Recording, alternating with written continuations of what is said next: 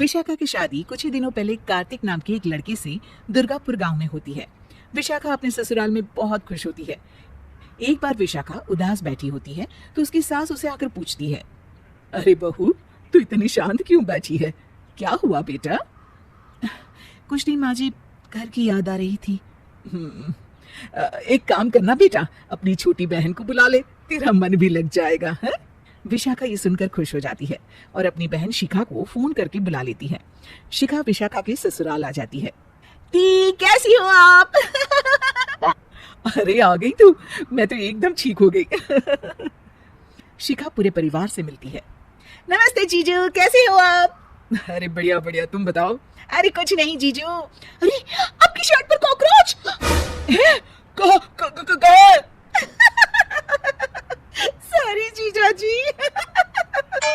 शिखा, आते ही तूने शैतानी शुरू कर दी, चल कमरे में। अगले दिन विशाखा रसोई में खाना बना रही होती है और तभी वहां शिखा आकर उसे पीछे से डरा देती है। विशाखा डर जाती है और शिखा हंस पड़ती है। तू पागल है क्या शिखा? अभी मेरे हाथ से सब्जी गिर जाती ना। अरे दी, आपको क्या हो गया है? शादी से पहले तो कितनी मस्ती करती थी और अब एकदम बोरिंग हो गई है आप। ऐसा कुछ नहीं है शिखा, वो तो शिखा, चूहा कहाँ है? दीदी दीदी दीदी दीदी, मुझे चूहे से बहुत डर लगता है। कहाँ है चूहा? देखा शिखा, मैं कुछ भी नहीं भूली, मस्ती करना भी नहीं।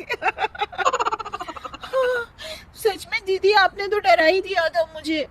दोनों बहनें आपस में बात कर रही होती है, तभी शिखा को एक आइडिया आता है। दी, क्यों ना आज हम इन सबको डराए? नहीं नहीं शिखा, ये मेरा ससुराल है, यहाँ लोग मजाक में नहीं लेंगे तुम्हारी बात को। अरे दी, तुम भी ना कितना सोचती हो। रात में जब सब सो रहे होते हैं कि अचानक से विशाखा की सास को पायल की आवाज सुनाई देती है।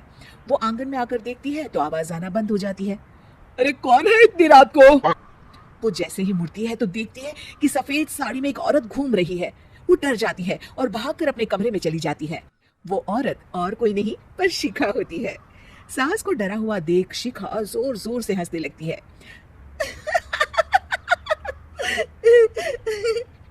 अगले दिन शिखा ये बात विशाखा को बताती है।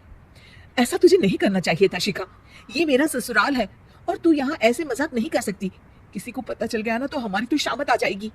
अरे कुछ नहीं होगा दी, मैं तो सोच रही हूँ कि आज अच्छे से मेकअप भी कर लूं तो और ज्यादा मजा आएगा। शिखा वहां से चली जाती है और विशाखा की सास ये सब सुन लेती है। ओह, तो ये सब शिखा का करा धरा है। रात में जब पूरा घर सो रहा होता है तो शिखा फिर से मेकअप करके आती है और पायल की आवाज फोन से बजाकर टहल रही होती है घर में। तभी उसके ससुर आ जाते हैं। शिखा जैसे ही उनको डराती है वो अचानक से गिर पड़ते हैं और बेहोश हो जाते हैं। शिखा ये देखकर डर जाती है। अरे अंकल जी, क्या हो गया आपको? देव जीजू, जल्दी आओ। अंकल जी उठिए ना।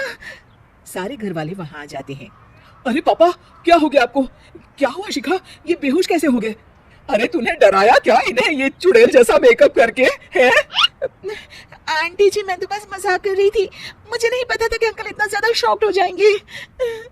तुझे पता है ये दिल के मरीज हैं। हे भगवान, इन्हें तो दिल का दौरा पड़ गया है। शिखा घबरा जाती है। क्या दिल का दौरा? तेरी वजह से आज इनकी ये हालत है। इन्हें कुछ भी हुआ ना तो तू जेल जाएगी, समझी? शिखा रोने लगती है। नहीं नहीं आंटी जी, ऐसा मत बोलिए, अंकल को कुछ नहीं होगा। तभी ससुर को छींक आने वाली होती है। वो छींक रोकने की कोशिश करते हैं लेकिन फिर भी उन्हें छींक आ जाती है और उनकी आंख खुल जाती है। अंकल, आप ठीक है ना अंकल? ससुर और सास हंसने लगते हैं। क्यों बेटा, सिर्फ तुम्हें ही मजाक करना आता है क्या? है तो क्या पापा बेहोश नहीं हुए थे? अरे नहीं नहीं, मैंने ही प्लान बनाया था ये। पर क्यों माँ? क्योंकि विशाखा को लगता है कि ये उसका ससुराल है, उन्हें ऐसी मजाक वाली बातें पसंद नहीं आएगी। पर उन्हें ये नहीं पता कि अगर ये दोनों बहनें शेर हैं तो हम भी सवा शेर हैं। ये तो बिल्कुल सही कहा आपने आंटी जी।